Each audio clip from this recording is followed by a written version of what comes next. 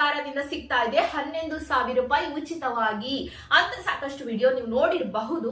ಅದಕ್ಕಾಗಿ ನಾನು ಹೇಳ್ತಾ ಇದ್ದೀನಿ, ಹೇಳೋರು ಅಷ್ಟು ಮಾತ್ರ ಹೇಳ್ತಾರೆ, ಕರೆಕ್ಟ್ ಕ್ಲಾರಿಟಿನೇ ಕೊಡಲ್ಲ. ಹಂಗ್ ಯಾಕೆ ವಿಡಿಯೋ ಮಾಡ್ತಾರೋ ಅರ್ಥ ಬರ್ದಾಗ ಗೊತ್ತಿಲ್ಲ. ಯಾಕಂದ್ರೆ ಸೊ ಹಣ ಬರುತ್ತೆ ಅಂತ ಹೇಳಿದ ತಕ್ಷಣ ಪಾಪ ಜನ ಏನ್ ಮಾಡ್ತಾರೆ, ಸೈಬರ್ ಸೆಂಟರ್ ಅಲ್ಲಿ ಇಲ್ಲಿ ಅಪ್ಲೈ ಮಾಡಕ್ ಹೋಗ್ತಾರೆ. ಯಾಕೆ ಕೊಡ್ತಾರೆ, ರೀಸನ್ ಬೇಕಲ್ವಾ, ಎಂತವರಿಗೆ ಕೊಡ್ತಾರೆ ಅಂತ ತಿಳ್ಕೊಳ್ಳಿ. ಅದನ್ನೇ ನಾನು ತಿಳಿಸ್ತಾ ಇರೋದು. ಇದು ಬಂದ್ಬಿಟ್ಟು ಪ್ರಧಾನ ಮಂತ್ರಿ ಮಾತೃ ವಂದನಾ ಯೋಜನೆ ಅಂತ. ಇಲ್ಲಿ ನೀವು ಪ್ರೆಗ್ನೆಂಟ್ ಇದ್ದೀರಾ ಅಂದ್ರೆ ಮಾತ್ರ ಕೊಡ್ತಾರೆ. ಅದು 2 ಮಕ್ಕಳಿಗೆ. 1ನೇ ಮಗುಗೆ ನೀವು ಪ್ರೆಗ್ನೆಂಟ್ ಆಗಿದ್ದೀರಾ ಅಂತಂದ್ರೆ ಆ ಮಗುಗೆ 5,000 ರೂಪಾಯಿ ಕೊಡ್ತಾರೆ. ಓಕೆನಾ. ಸೊ ಸೆಕೆಂಡ್ ಪ್ರೆಗ್ನೆನ್ಸಿ ಆದ್ರೆ ಮತ್ತೊಮ್ಮೆ 2ನೇ ಬಾರಿ ಆಗಿದ್ರೆ ಗರ್ಭಿಣಿ ಅಂತಂದ್ರೆ 6,000 ರೂಪಾಯಿ ಕೊಡ್ತಾರೆ. ಅದು ಹೆಣ್ಣಾದ್ರೆ ಮಾತ್ರ ಅಂತ ರೀಸೆಂಟ್ ಆಗಿ ಹೇಳ್ತಾ ಇರೋದು. ಸರ್ಕಾರ ಮತ್ತೆ ಚೇಂಜ್ ಮಾಡ್ತು. ಹೆಣ್ಣಾದ್ರೆ ಮಾತ್ರ 6,000 ಕೊಡ್ತಾರೆ, ಗಂಡಾದ್ರೆ ಕೊಡಲ್ಲ. ಓಕೆನಾ.